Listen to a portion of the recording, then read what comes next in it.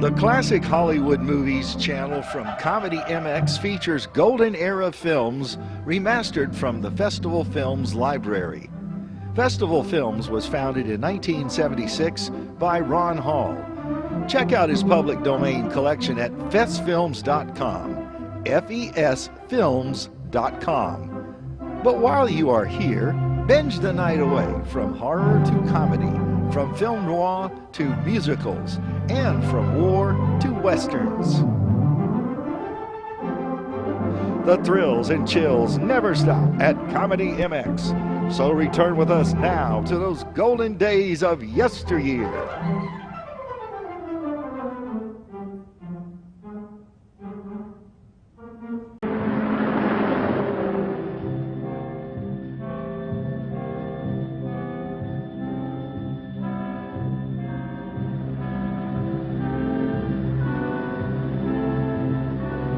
Well, here we are. I turned down here at the next block. Thanks, mister. I'll get off there.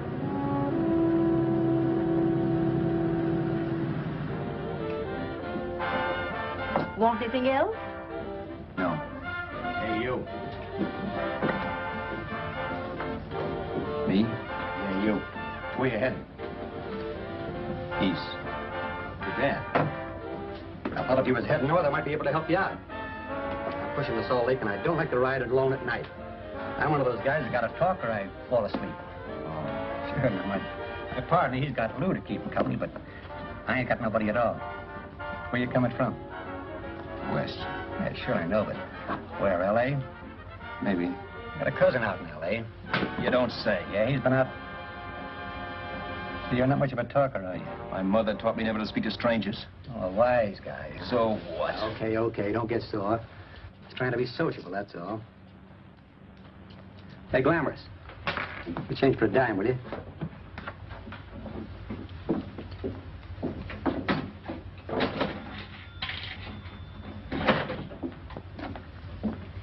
Let's have something quieter this time, Joe. My head's splitting. Is that what's wrong with it? Done with your coffee? No. And don't rush me, will you?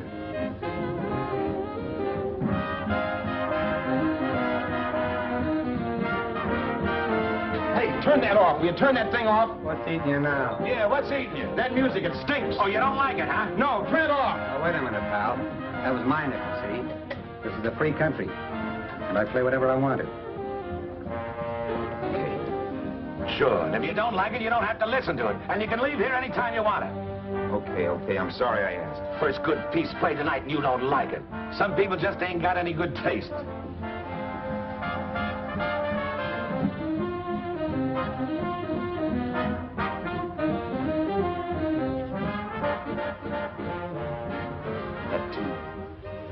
That tune. Why was there always that rotten tune? Following me around, beating in my head, never letting up. Did you ever want to forget anything? Did you ever want to cut away a piece of your memory or blot it out? You can't, you know. No matter how hard you try. You can change the scenery. But sooner or later, you'll get a whiff of perfume or somebody will say a certain phrase or maybe hum something. Then you're licked again. I can't believe that you're in love with me. I used to love that song once. So did the customers back in the old Break at Dawn Club in New York. I can't remember a night when I didn't get at least 3 requests for it. Sue, she was always selling it too. Those were the days.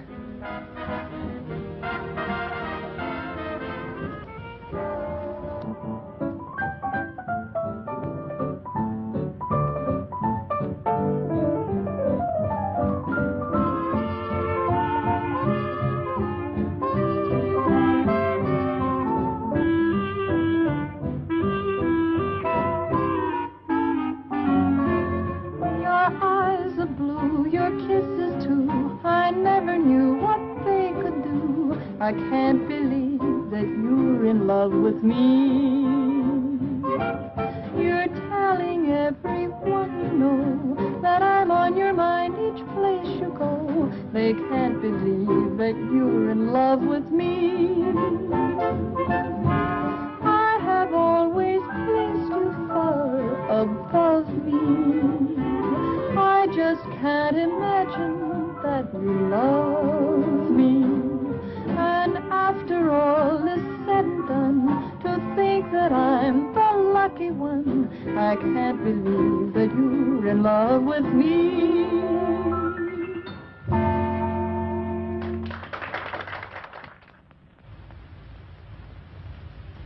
It wasn't much of a club, really. You know the kind. A joint where you could have a sandwich and a few drinks and run interference for your girl on the dance floor. I pounded the piano in there every night from 8 until the place closed up, which usually meant 4 in the morning. A good job as jobs went in those days. Then, too, there was Sue, who made working there a little like working in heaven. But how we felt about each other, well, there was nothing very unusual in that. I was an ordinary healthy guy, and she was an ordinary healthy girl, and when you add those two together, you get an ordinary healthy romance, which is the old story. Sure, but somehow, the most wonderful thing in the world.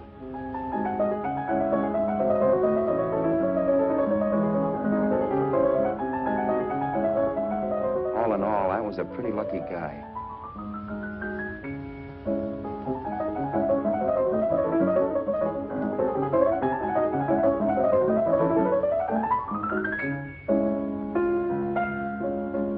Mr. Paderewski, I presume. It's beautiful. You're going to make Carnegie Hall yet, Al? Yeah, as a janitor. I'll make my debut in the basement. I don't blame you for being bitter, darling, but you mustn't give up hope. Why, someday... Yeah, someday. If I don't get arthritis first. In the meantime, let's blow this trap.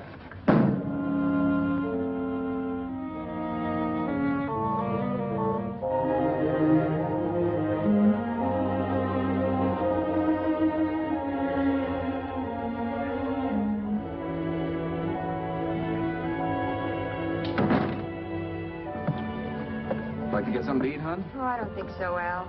I lose my appetite working in this flea bag. Let's go home. Okay. I can't stand much more of that dump. Did you see that drunk tonight trying to paw me? No, what drunk? Does it matter what drunk? Say, what's the matter with you tonight, darling? That's the third time you started to tell me something and then stopped. We shouldn't have any secrets from each other, Sue. Next week, we're going to make with the ring and the license. You and me will be a team. Yes, that's right. In the Bush League. I don't get you. We've been struck out. It's a funny way to talk, darling. Don't you want to marry me? Al, look, I love you. You know I do, and I want to marry you. But? But not now. Only after we've made good. Sunday, I'm going away. Oh, I know you'll think it's silly. That's why I hesitated to tell you. But I'm going to California. I want to try my luck in Hollywood. That's the most stupid thing I ever heard of. Don't you know millions of people go out there every year and wind up polishing cuspidors? I thought you had better sense. You sound as if you don't think I have any talent. That has nothing to do with it. I'll make out all right. Maybe. But what about me? Doesn't it mean anything to you that you're busting up all our plans? We may not see each other for years? It won't be that long. I thought you loved me. I do. You know I do. Well, here we are. Al, why can't you see my side of it? I'm young. We both are, and we've got all the time in the world to settle down. Oh, really, darling, what I'm doing is the only sane thing to do. I hate the thought of being so far away from you, but we'll be together again someday. Maybe you'll decide to come out too later on. So long. Al, aren't you going to kiss me goodnight? Sure. Why not? Good night.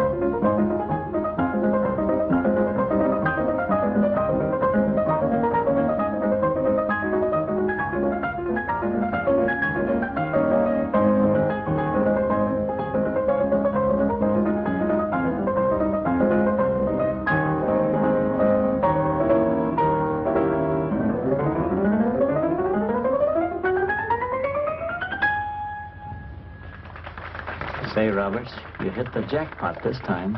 $10. Thanks.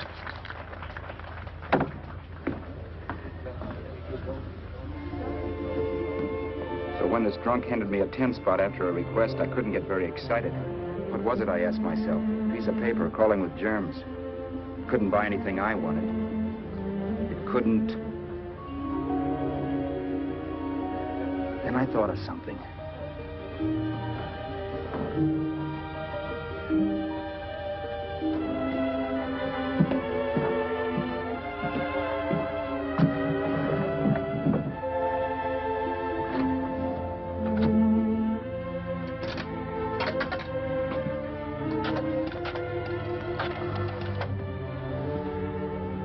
Long distance.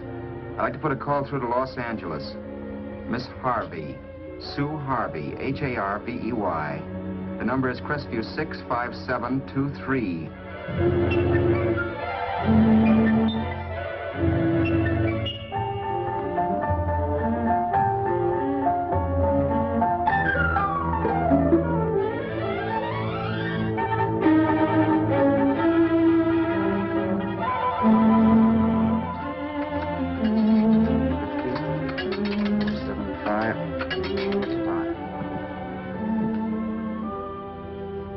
Hello, Sue?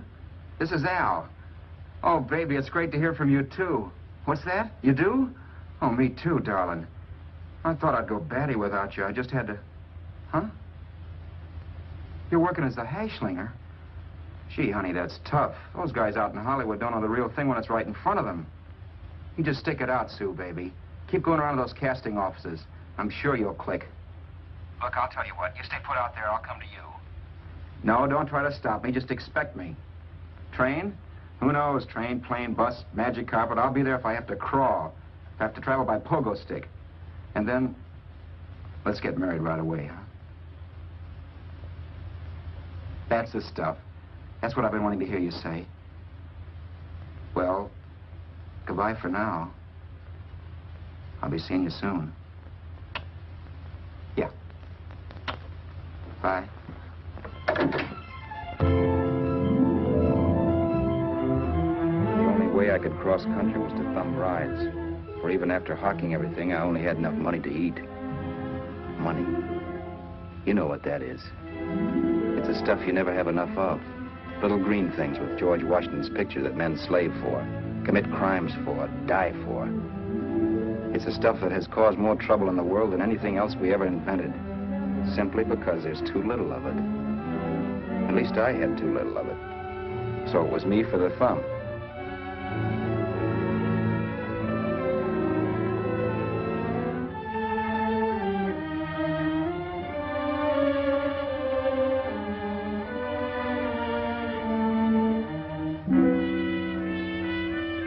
Ever done any hitchhiking?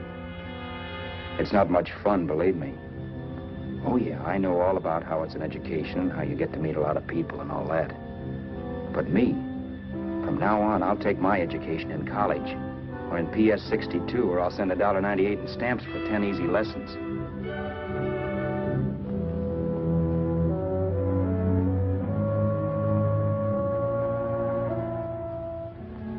Thumbing rides may save you bus fare, but it's dangerous.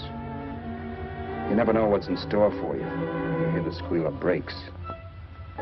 If only I had known what I was getting into that day in Arizona. Here, throw that in the back seat. Okay, let's go. Make sure that door's closed.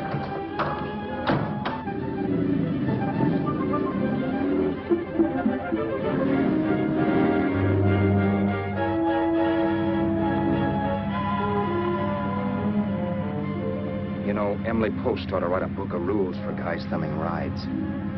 Because as it is now, you never know what's right and what's wrong. We rode along for a little while, neither one of us saying anything. I was glad of that. I never know what to say to strange people driving cars. Then, too, you can never tell if a guy wants to talk. A lot of rides have been cut short because of a big mouth. So I kept my mouth shut until he started opening up. Hand me that little box in the compartment, will you, pal? Hold the wheel, will you?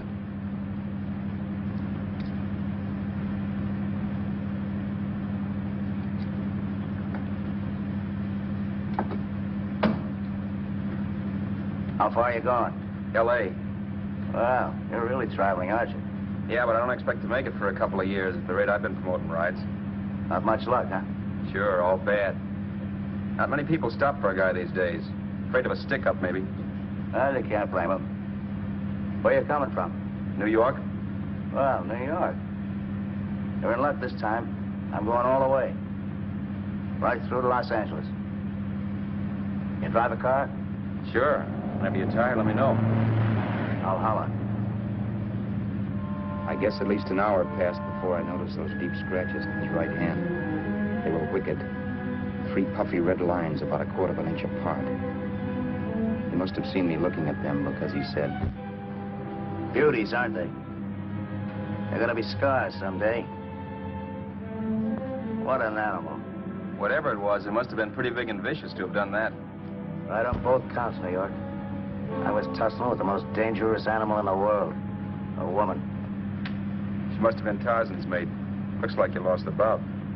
Certainly wasn't a draw. You know, there ought to be a law against dames with claws. Yeah. I tossed her out of the car in her ear. Was I wrong? Give a lift to a tomato, you expect her to be nice, don't you? Yeah. After all, what kind of dame son rides? Sunday school teachers? Yeah. A little witch. She must have thought she was riding with some fall guy. And me, who's been booking horses around racetracks since I was 20. I've known a million dames like her. 2 million. Yeah. Stopped the car, opened the door. Take it on the yard, the Duffy sister, I told her. That's the stuff. As I was done, huh? But if you want to see a real scar, brother, get a load of this. Wow. I got that one dueling. Dueling?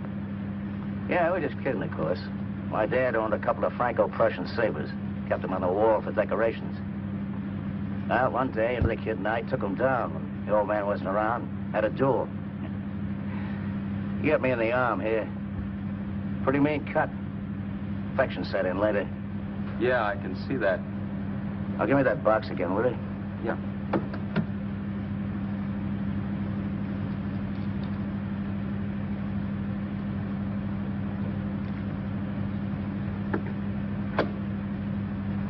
Pain made me lose my head, I guess. I began slashing. Before I knew it, I put the other kid's eye out. That was tough. Well, it was just an accident, of course. But you know how kids are. I got scared, decided I was going to run away from home. Old man almost caught me when I was packing my duds. The bloody rag I had wrapped around my wrist hadn't caught his attention. You've seen the bundle for sure. But I beat it when he was phoning for a doctor. I was 15, 16 years ago. I haven't been home since. Pull in there for a bite or something, huh? a bite or something. Brother, was I hungry. I hadn't had anything in my stomach for hours. Yet even with that gnawing in the pit of my belly, I didn't want to be in too big a rush to put on the feed bag. First, I had to make sure this guy knew the score. If I got him down on me, I'd buy a ticket to Hollywood. I'll wait out here for you, mister. Well, there's the money. Don't worry about paying for it. This time it's on me. Well, that's what... Haskell, think nothing of it. You make your first million, maybe you can do the same for me. Come on, New York. I gotta make the West Coast by Wednesday. There's a horse running at Santa Anita named Powered Bicycle. Means dough to me if I'm on him. We'll make it all right. He did most of the talking during the half hour we were in the place. I ate. He rambled on about his old man, whom we hadn't heard from since he ran away as a kid. Now he happened to become a bookie. And then all about how he got rooked in Miami. One race, 38 grand. They cleaned out my book. How do you like that? It was tough luck. Yeah, and I'm supposed to be the smart guy. Well, you just wait. I'm going back to Florida next season with all kinds of jack. And you watch those stinkers run for cover. Want anything else? No, thanks. I've had plenty.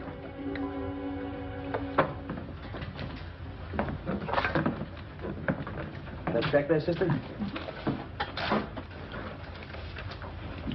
Oh, just a minute. Your change, sir. Keep it, sister. Oh, thank you, sir. Call again. I'll be waiting outside for you when you finish work. Sharp check, huh?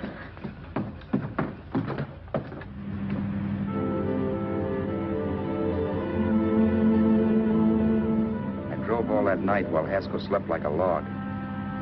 After a while, I began to get sleepy myself. I was happy, though. Soon I'd be with Sue again.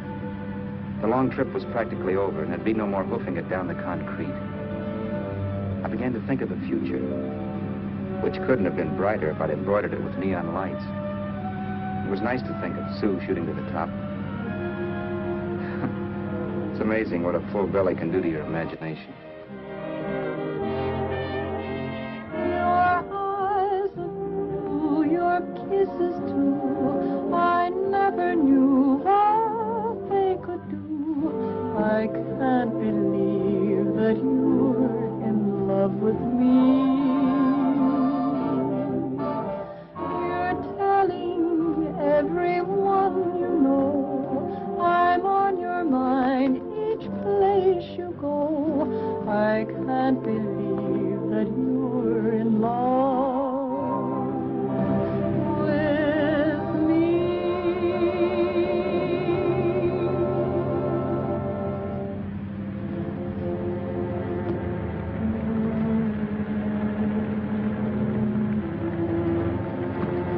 Mr. Haskell? Mr. Haskell? Mr. Haskell, wake up. It's raining. Don't you think we ought to stop and put up the top?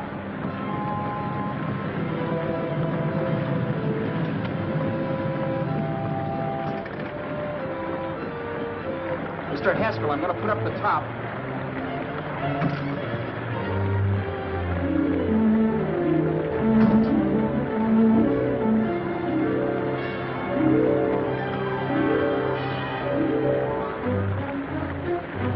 Until then, I had done things my way.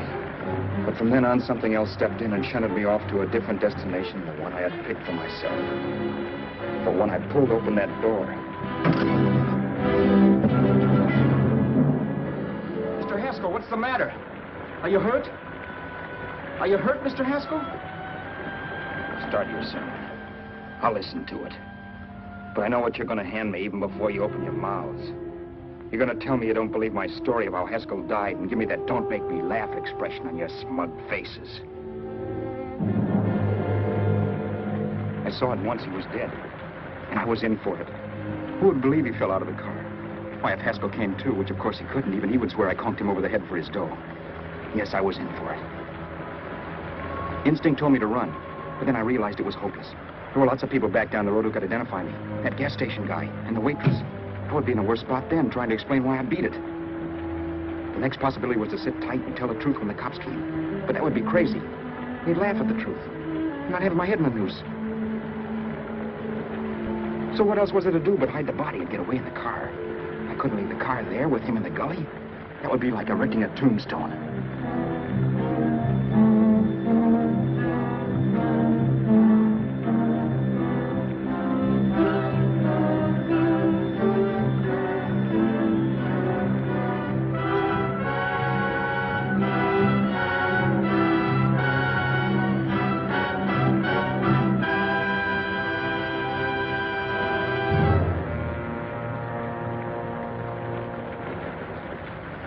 My idea was to cover him with brush, not to rob him. But then I remembered that even if I only drove the car for 100 miles or so, I would need money for gas. Besides, it was stupid of me to leave all that money on a dead man. Not only that, I'd have to take his driver's license in case I was stopped for something. I didn't like to think about it, but by that time I'd done just what the police would say I did, even if I didn't. My clothes. The owner of such an expensive car would never be wearing them. Some cop might pull me in on suspicion.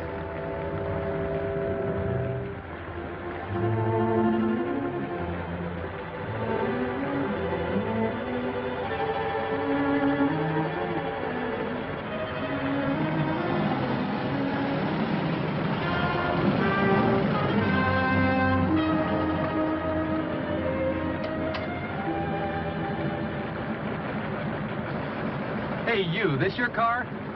Don't you know better than to leave a car with the wheels halfway in the middle of the road? That's the way accidents happen. I'm sorry, officer. I was just putting up my top. I didn't think. Well, the next time, think. I'll let you go now, but watch your step in the future. I know that's a lonely stretch, but cars come by here once in a while, and we have plenty of crack-ups. Thanks, officer.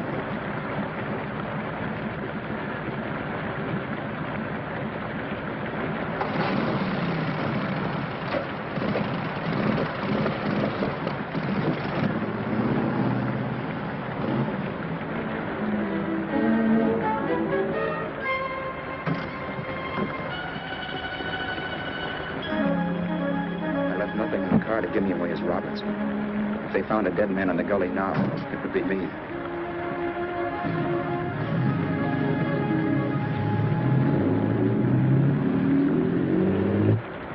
As I drove off, it was still raining, and the drops streaked down the windshield like tears.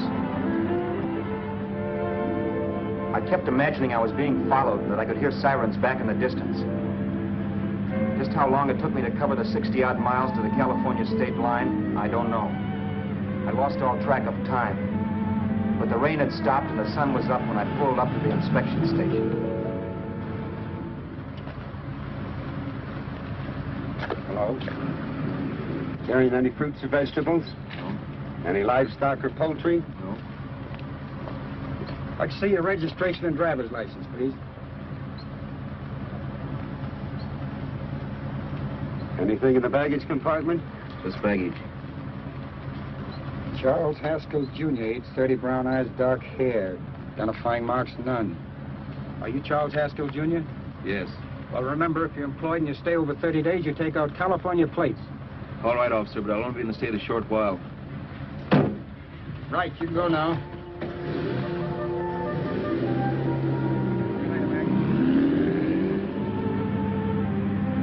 I couldn't drive any farther without some sleep. Cops or no cops, I knew I had to hit the hay and hit it hard. I was dead tired.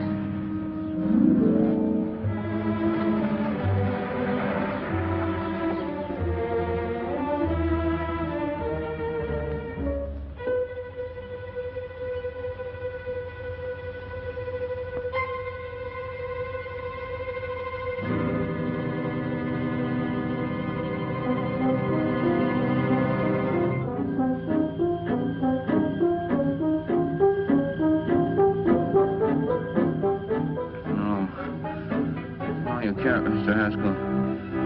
No.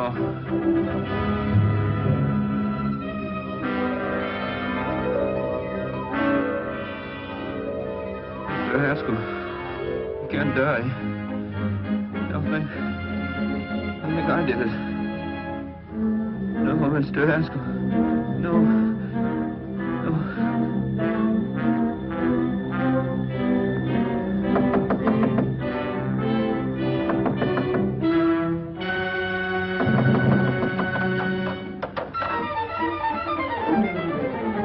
Who's there? It's the maid.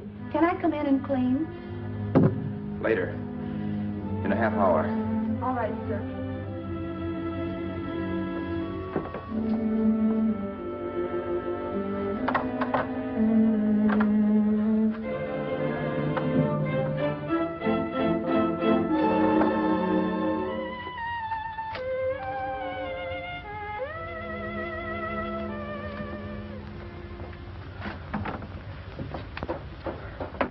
There was no time to lose. Every minute I had to be Charles Haskell was dangerous. And I'd have to be Charles Haskell until I got to some city where I could leave the car and be swallowed up.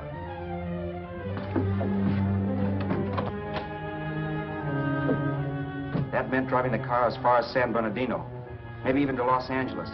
In a little town, I might be noticed, but in a city, I should be safe enough. Then, after I ditched the car, I could go on to Sue.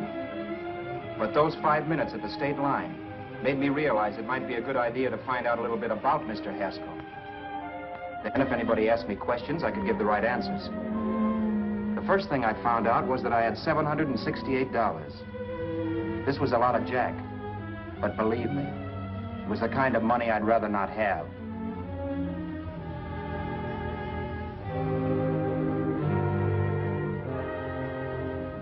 And then I found out from a letter Haskell was carting around in his bag that he wasn't the open-handed, easygoing big shot who went around buying dinners for strange hitchhikers. Before I got done reading it, I saw him more as a chiseler. It was written to his old man in California, the one he hadn't seen in so many years. In it, Haskell posed as a salesman of hymnals, of all things. It was easy to see where Haskell expected to raise a new stake for his book in Miami by rooking his old man. That was about all I found out from his effects, and it was enough. I told myself, maybe old man Haskell was lucky his son kicked off. He would never know it, but it saved him from taking a flyer in sacred literature preferred.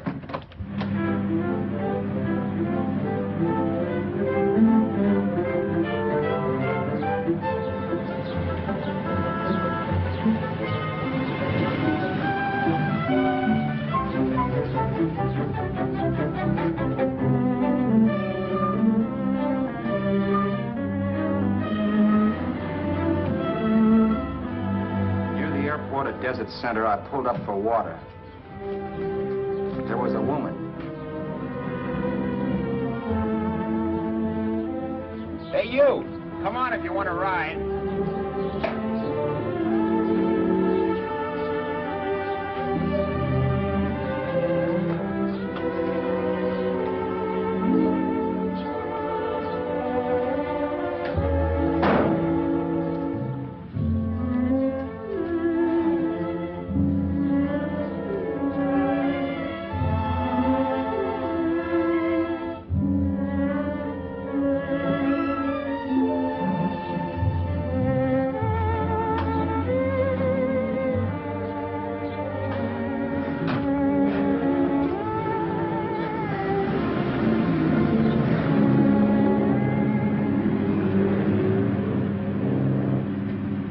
How far are you going?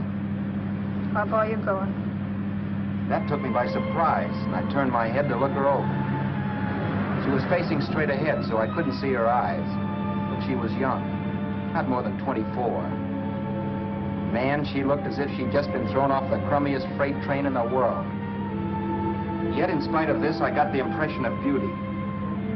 Not the beauty of a movie actress, mind you, or the beauty you dream about when you're with your wife, but a natural beauty.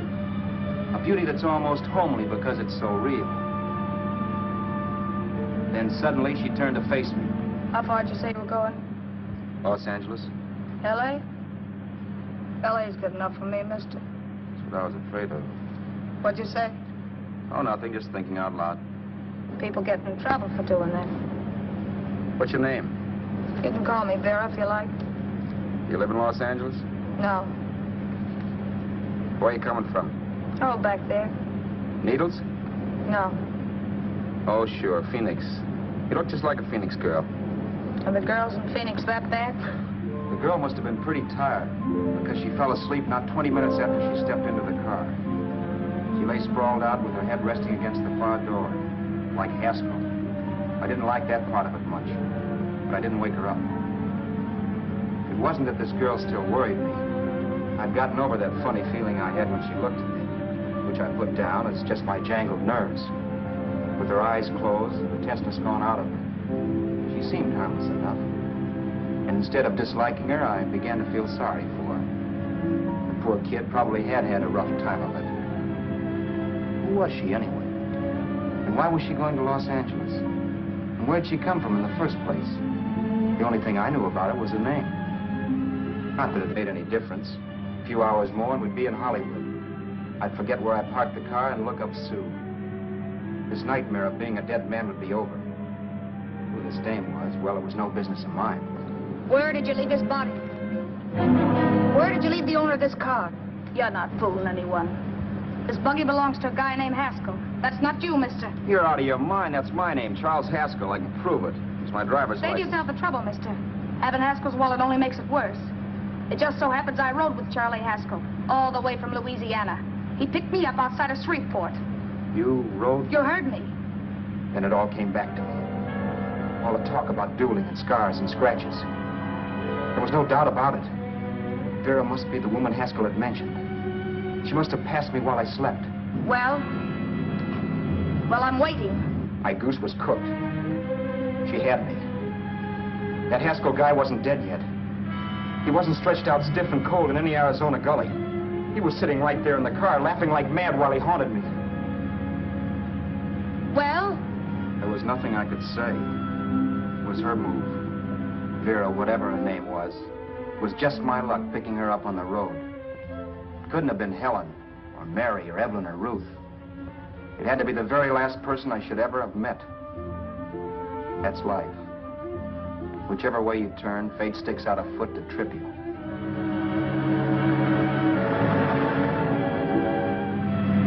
I told her everything everything, but she didn't believe my story. I should have saved my breath. That's the greatest cock and bull story I ever heard. So he fell out of his car. Say, who do you think you're talking to, a hick? Listen, mister, I've been around, and I know a wrong guy when I see one. What'd you do, kiss him with a wrench? Now, wait a minute. What I told you was true. You see, that's why I had to do it.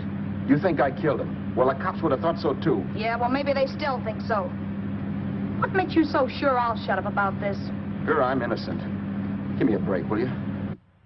It won't do me any good having you pinched. The cops are no friends of mine. Now, if there was a reward, but there isn't. Thanks. Don't thank me yet. I'm not through with you by a long shot. Let's see that roll.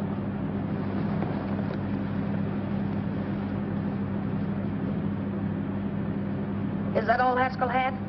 Isn't it enough? No, I thought he had more. Not that I know of. You can search me. You think I'm holding out on you? Well, maybe I will at that. He told me he was going to bet $3,000 on a horse named Paradisical on Wednesday at Santa Anita. He was stringing you along. He meant 300. Maybe. Sure, $3, 300. He was a piece of cheese, a big blowhard. Listen, mister, don't try and tell me anything about Charlie Haskell. Remember, I knew him better than you did. Okay, then you knew he was a four-flusher. That explains the $3,000 bet. I'm not so sure he didn't have that $3,000. Why should I believe you? You got all the earmarks of a cheap crook. Now, wait a Shut minute. up. You're a cheap crook and you killed him. For 2 cents, I'd change my mind and turn you in. I don't like you. All right. Don't get sore. I'm not getting sore. But just remember who's boss around here. If you shut up and don't give me any arguments, you'll have nothing to worry about. But if you act wise, well, mister, you'll pop into jail so fast it'll give you the bends.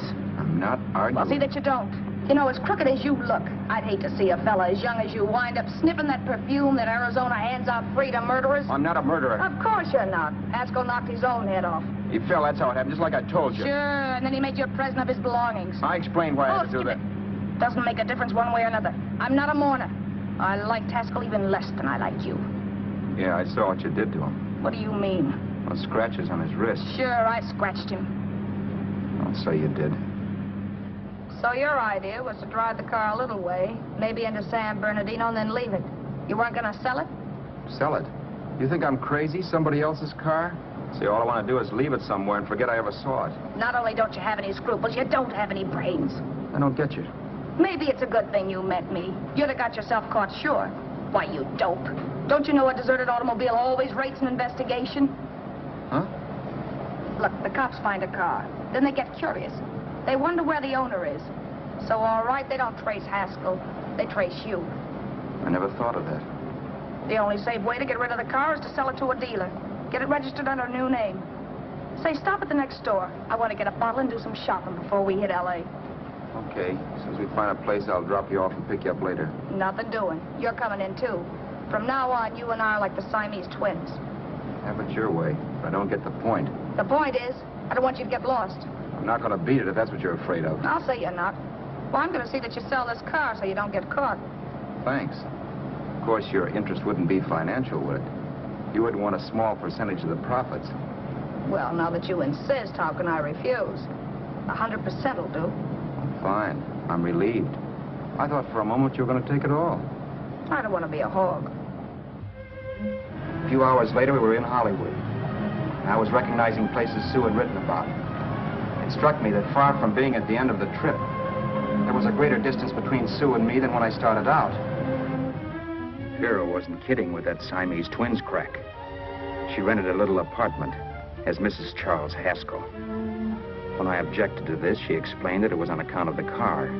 A dealer might think something was funny if he called and found we were using different names.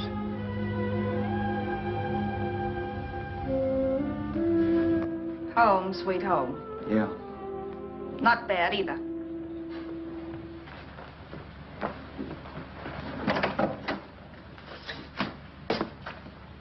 In case there's any doubt in your mind, I'll take the bedroom. Yeah. Sure is stuffy in here.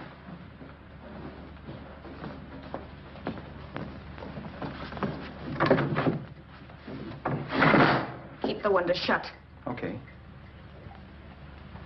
The old crow downstairs said there's a folding bed behind this door.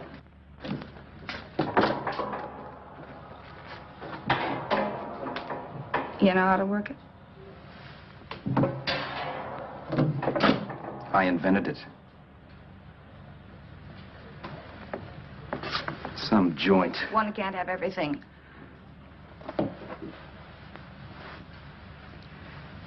I'm first in the bathtub. I don't know why, but I figured you would be.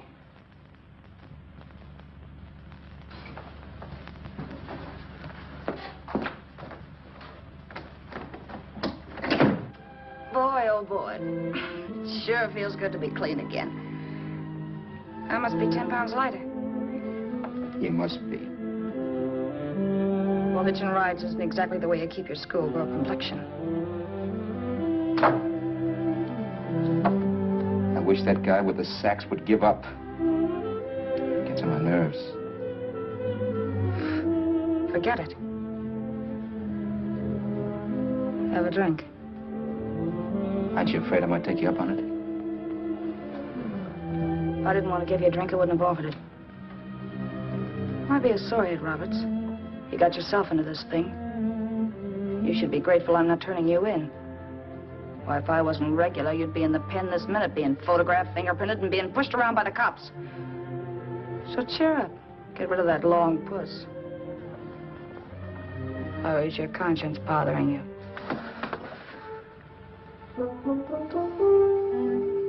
No, it isn't.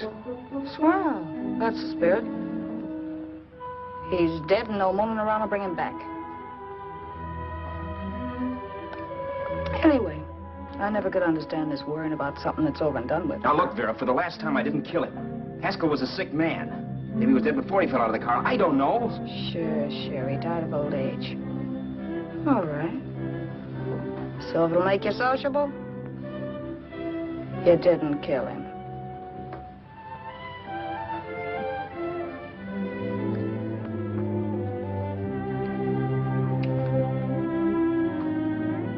Thanks.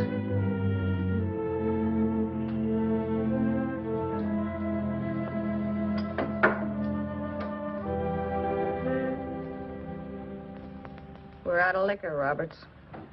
Yeah. Too bad. I felt like getting tight tonight. Well, I think you succeeded. And my time? As a prima donna's corset. That's good. I wanted to get tight. Why? What have you got to get tight about? Oh, I don't know. Few things. You should have my worries. If I had your troubles, I'd stay sober. And I've got the key to that door. Yeah. Maybe you're right. I'm always right. You know, I don't like your attitude, Roberts. Well, there's a lot of things I don't like. Sure. But life's like a ball game. You gotta take a swing at whatever comes along before you wake up and find it's a ninth inning. You read that somewhere. That's the truth, Roberts. All you do is bellyache. Taking it easy and trying to make the best of things. Maybe that's what's wrong with the whole world. Get the professor. People knock themselves out trying to buck fate. Now, take you, for instance. You're lucky to be alive. Why, suppose Haskell had opened your door. You'd be playing a harp now. Think of that. You think of it. I'm tired of thinking. There's plenty of people dying this minute. I would give anything to trade places with you. I know what I'm talking about. I'm not so sure. At least they know they're done for. They don't have to sweat blood wondering if they are. Your philosophy stinks, pal. We all know we're going to kick off someday. It's only a question of when. But what got us on this subject anyway? We'll be discussing politics next. Yeah. Where'd you hide the butts? On the table, sucker.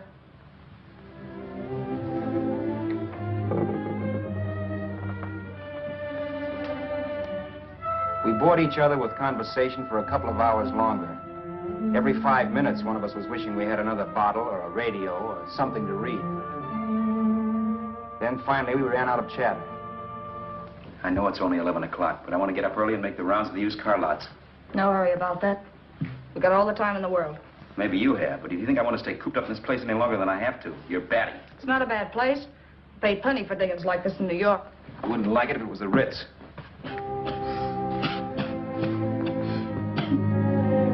rotten liquor. You got a mean cough. Ought to do something about it. I'll be all right. That's what Camille said. Nobody you know. Wasn't that the dame that died of consumption? Yeah. Wouldn't it be a break for you if I did kick off? You'd be free with all Haskell's dough and car. I don't want to see anybody die. Not even me. Especially not you. One person died of me. If you did, well, that's all I need. You don't like me, do you, Roberts? Like you? I love you. My favorite sport is being kept prisoner. After we sell the car, you can go to blazes for all I care, but not until then.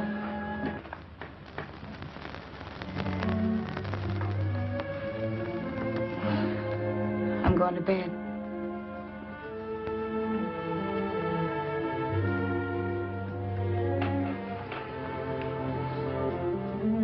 Good night, Roberts. Don't try and sneak away during the night. All the doors are locked. Anyway, if I find you gone in the morning, I'll notify the police. They'll pick you up. Don't worry, I know when I'm in a spot. Well, good night. I hope that portable rack isn't too uncomfortable for you. Don't lose any sleep over it, will you, Vera?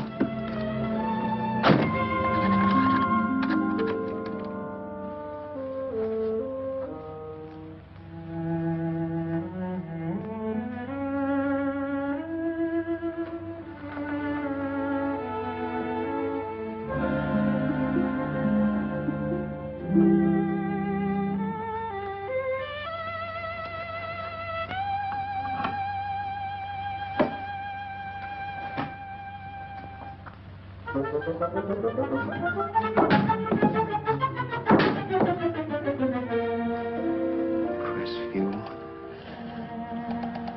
6, 5, 7, 2, 3. Hello? Hello? Hello? Hello?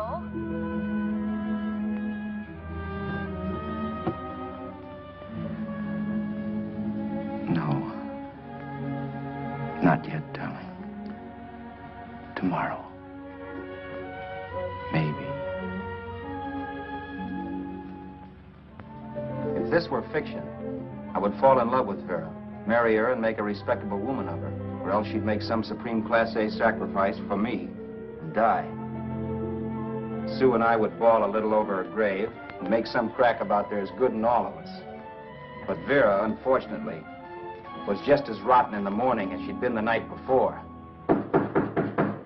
All right, I'm coming. Look, Vera, it's almost noon. So what? The dealers will be there all day? They'll be there all year, too, but it doesn't wait that long. Shut up. You make it like a husband. Well, do I rate a whistle? You sure do, but let's go. Let's go, let's go. I spent $85 in 2 hours preparing bait, and all you can say is let's go. Come on.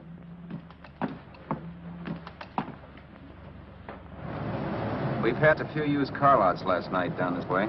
What do you think we can get for this heap? I don't know. Plenty. Just let me handle everything. Think we can get $2,000? I don't know, but don't worry. I'll squeeze as much out of this guy as I can. If I let it go cheap without a fight, he might think we've stolen the car. And listen, don't make any slips and call me Roberts. That'll cook us. I don't need you to tell me that. You better just sit by and keep your mouth closed. Remember, we're both in the soup if anything happens. Forget it and drive. You're my wife, Vera Haskell. Look, after the deal's closed, let's go back to that place on Hollywood Boulevard where I saw the fur jacket. I want to buy it. After the deal's closed, I'm saying goodbye to you. That's right, I forgot. I guess I'm getting kind of used to you. Well, that's a habit you can start breaking. Let's try this place in the middle of the block.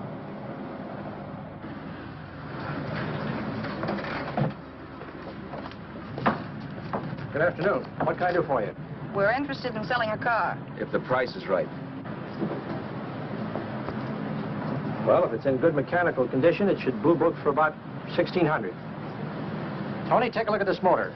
1,600. Are you kidding?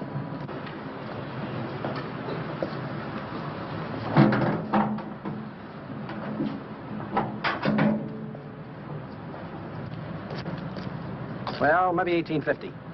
Before I let it go for 1850, I'll wreck it and collect the insurance first.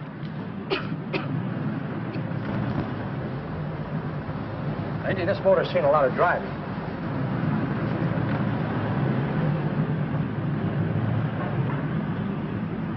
While the mechanic inspected the car, we haggled. At last, when we were all worn out, we hit a compromise. His price. Okay, it's a deal. All right, come in, we'll sign the papers. I have the ownership papers right here with me. Look, Vera, in the meantime, will you clean the dash compartment? There may be some stuff in it. All right, darling. $1,850. That dirty crook.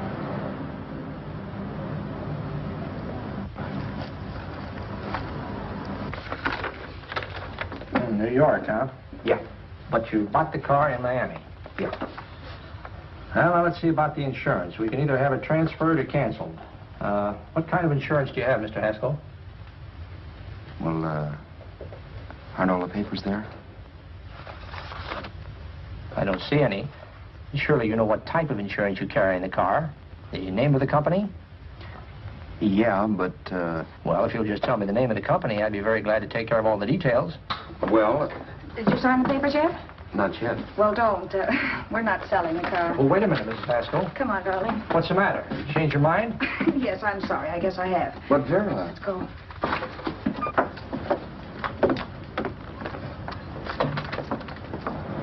You got me out of a tight spot, Vera. But I still don't understand all this. You will in a minute. I almost threw away a gold mine. 1850 isn't to be sneezed at. The car doesn't book for as much as I thought. We're not selling the car. You want to keep it. Now, wait a minute, Vera. You said yourself I wouldn't be safe until the car was in someone else's name. I'd like to be free of this mess when I go. That's just it, Roberts. You're not going.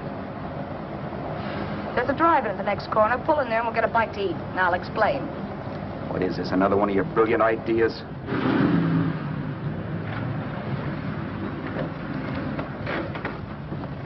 Oh, can I take your order? Make mine a ham sandwich and coffee. And for you, sir? Oh, I don't care. The same. Thank you.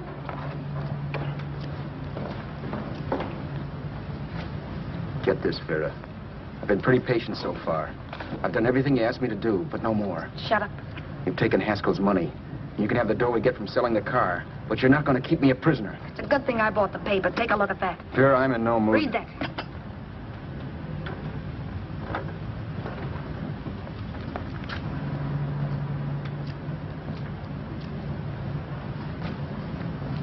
No.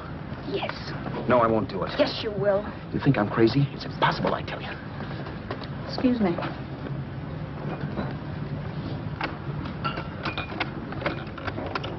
Blow the horn when you're through. No one could possibly get away with an act like that. It'd be wise to me in a minute. Don't be yellow. You look enough like him. The same coloring and the same build. See how his clothes fit you? No kidding, you almost had me fooled for a while. Oh, grow up, Vera. Don't you think a father knows his own son? And there must be other relatives. The father won't have to know you. We'll wait till he gives up the ghost. He's an old geezer and he won't pull through. And as far as other relatives are concerned, they haven't seen you in 15 or 20 years. Eat. I'm not hungry. And I won't do it. It's not as tough as it sounds. Remember, you've got all kinds of identification. His car, letters, license. I could never get away with it. It's the stupidest thing I've ever heard. The old boy has scads of dough. Look in the paper there. Personal fortune assessed at over $15 million. He'll leave plenty, I tell you. Maybe he cut off his son. How do we know? It's out, Vera. I won't have anything to do with it. I think you will. Look, Vera, I'll do anything within reason. But not that. So forget it. I'll find yourself another stooge. You sap. You'll be fixed for the rest of your life as Charlie Haskell. You can take your inheritance and go away. No more worrying about the rent, no sweating, scheming, wondering where your next meal's coming from. Think about that, Roberts. Vera, please, you're talking too loud.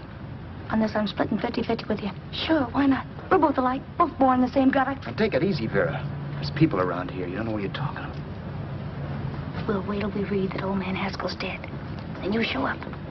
Like you read in New York that he was sick. No.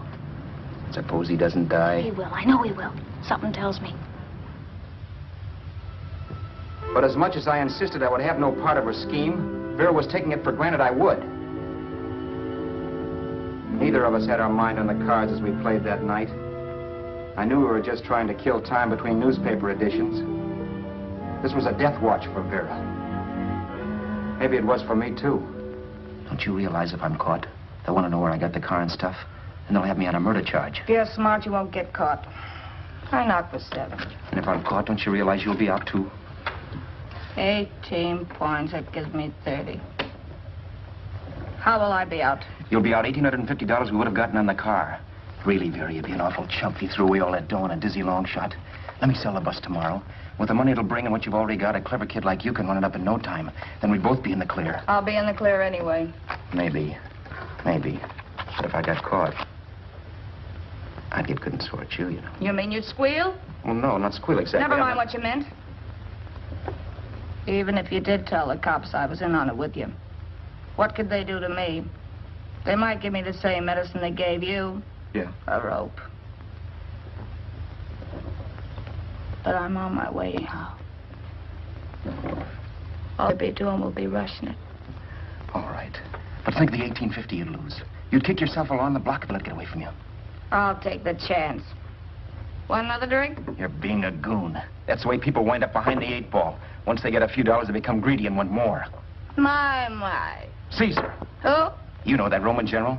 He got his for being greedy. He wasn't satisfied, so the final wind-up was he took the count. A couple of days ago, you didn't have a dime. Why, you were so broke you couldn't pay cash for a postage stamp. Now you've got almost $700 with $1,850 in the offing. Take my advice. Don't try for more. I'm tired of this game. Let's have some blackjack. Play solitaire. Okay, I will if that's the way you feel about it. That's the way I feel about it. Getting sore and throwing things won't help much, Roberts. I'm really doing you a favor. I help you out of a jam by keeping my mouth shut. I show you how to make some soft money. And what thanks do I get? Thanks. Sure. Or would you rather call the cops and tell them you killed a man and stole his money? I didn't kill anybody. Yes, you did. No, I didn't. You know I didn't. All right, then. Suppose I call the cops. If you're innocent, what do you got to be scared of? Okay. Call them, you mutt. Go ahead and call them. See if I care. At least they'll give me a square deal. You want me to call them? You heard me. But I'm warning you. If I'm pinched, I'll swear you were in on it. I'll say that you helped me. If I fry, I'll get even with you. You wouldn't dare. You didn't. Yeah? Then try it and see. Call them. Yeah. Okay, I will.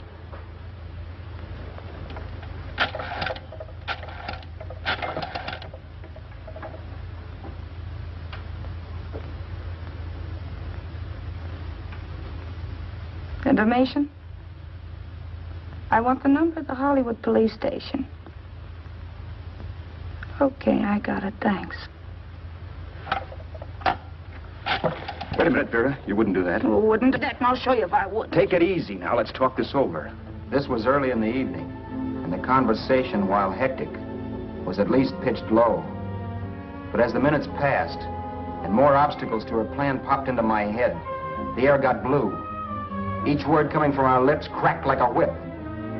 I reminded her that as Charles Haskell, I didn't even know my mother's name, where I'd gone to school, the name of my best friend, whether I had an Aunt Emma or not, my religion, and if I'd ever owned a dog.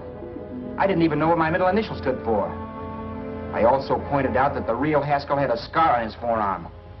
His people never saw that scar. He told me he ran away right after putting out the kid's eye. Yeah, but his father knew he was cut. It'd have to be some kind of a mark. So what? The old man's dead, or will be. I hope by tomorrow morning's papers. Anyway, you could cut yourself a little, couldn't you? Boy, for that kind of dough, I'd let you cut my leg off. You're drunk and you're crazy mad, Vera. Turn me in if you want to, but I won't get mixed up in this. Besides, how do we know? Haskell was such a phony. Maybe he wasn't the man's son at all. Maybe he just dreamed it up. Well, dreaming or not, you won't be dreaming when the law taps you on the shoulder.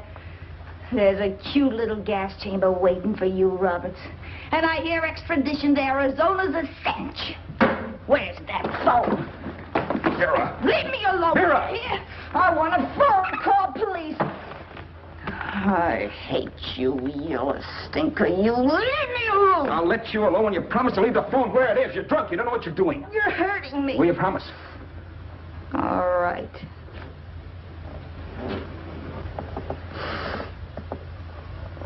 You hurt me. I'm sorry, but... And it's hot in here. Open up a window. It's not hot. Don't tell me. Now, do you do it or do I do it? You're no gentleman, see? Yeah. All right. I'll open up the window.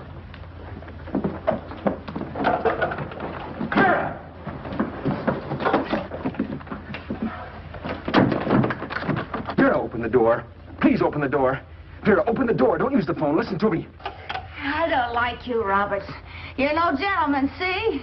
You hurt my hand, and I'm going to get even with you. If you don't open the door, I'm going to kick it down, Vera. Vera, don't call the cops. Listen to me. I'll do anything you say. Vera, let me in. I'll break the phone.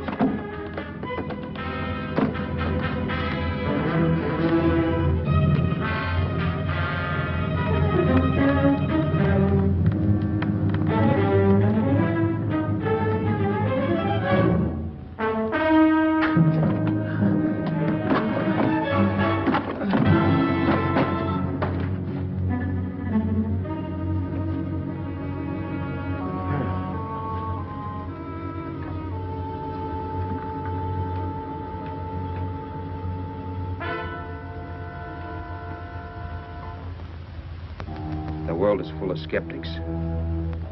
I know. I'm one myself. In the Haskell business, how many of you would believe he fell out of the car? And now, after killing Vera without really meaning to do it, how many of you would believe it wasn't premeditated? In a jury room, every last man of you would go down shouting that she had me over a barrel and my only out was force.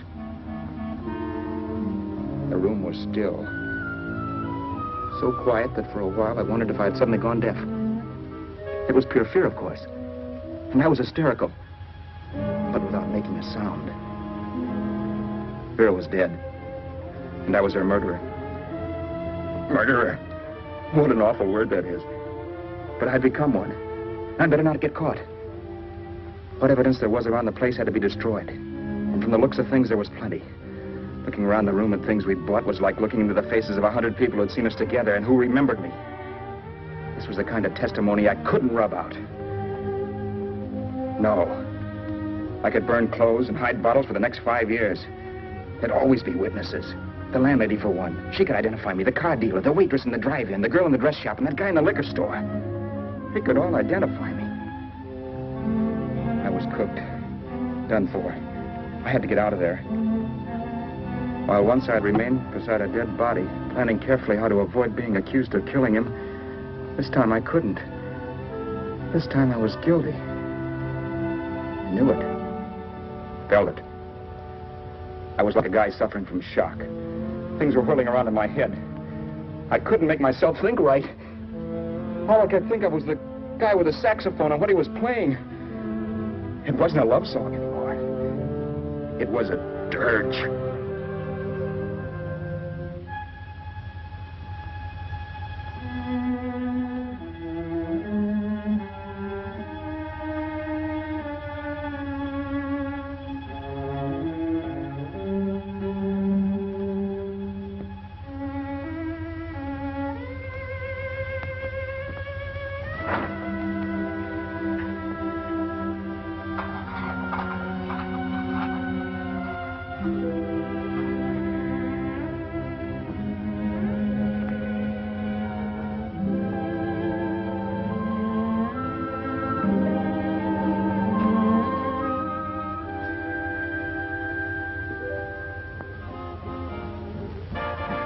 My problems weren't solved.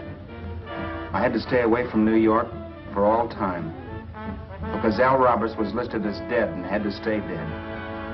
And I could never go back to Hollywood. Someone might recognize me as Haskell. Then, too, there was Sue. I could never go to her with a thing like this hanging over my head. All I could do was pray she'd be happy.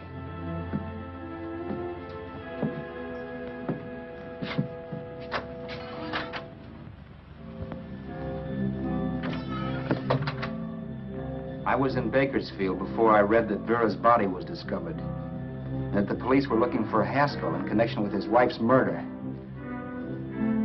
Isn't that a laugh? Haskell got me into this mess, and Haskell was getting me out of it. The police were searching for a dead man. I keep trying to forget what happened, and wonder what my life might have been if that car of Haskell's hadn't stopped. But one thing I don't have to wonder about. I know. Someday a car will stop to pick me up that I never thumbed.